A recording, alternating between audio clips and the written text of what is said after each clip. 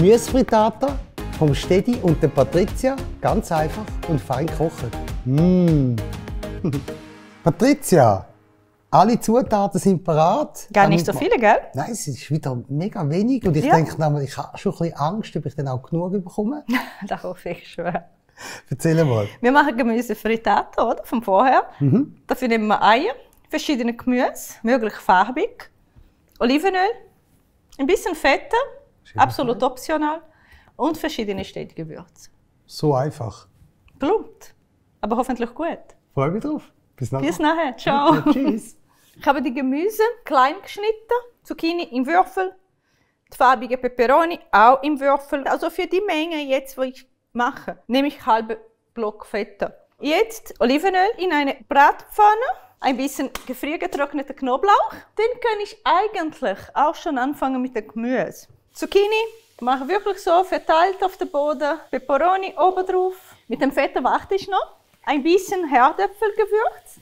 Schon gerade jetzt am Anfang, dann kommt die ganze Saft aus dem Gemüse heraus. Mache ich auch Stickhuspfeffer und ein bisschen Kochkräuter. Gut. Das tun wir jetzt ein bisschen umrühren.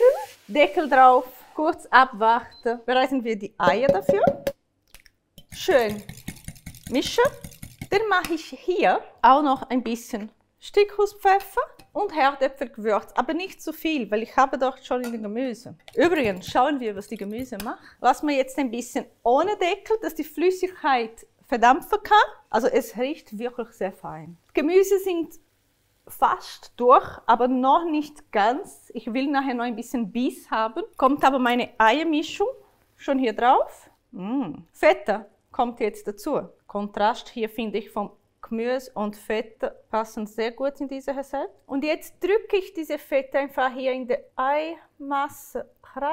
Und wir machen nochmal den Deckel drauf. Komisch? Ja, wir machen es. Da wird so kochen. Wir haben bis jetzt mit dem Deckel gelassen. Jetzt nehme ich einfach den Deckel heraus und lasse ein bisschen so wieder einige Minuten ohne Deckel.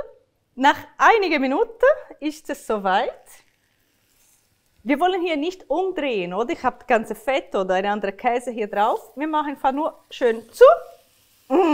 Siehst du auch die schöne Farbe? Nochmal in die Mitte, kurz andrücken. Das kommt jetzt auf den Teller. Ich hole das Stedi und wir probieren zusammen. Premiere. Probieren in der Zwischenzeit. Hause Stedi. Ui, Da, so ein grosses Stück. Heben alles mega schön zusammen. Ich tue da auch noch ein bisschen kleiner machen.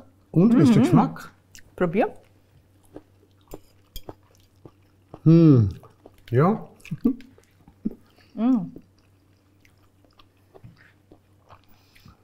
Gemüsig, alles schön da.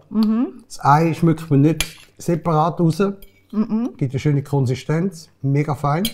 Nein, Patricia kann man übrigens nicht halbstellen, dass sie für einen kocht. Da habe ich ganz viele Anfragen bekommen. Das machen wir nicht. Ich wünsche euch einen wunderschönen Tag. Wir sind mega happy, wenn ihr da unten mitkommentiert, uns teilt, abonniert. Das hilft uns, dass wir das noch lange weitermachen können. Und wie gesagt, vielleicht laden wir euch auch mal ein, um da mitzuprobieren. Bis nächstes Mal. Ciao. Tschüss miteinander. Danke. Ciao, ciao.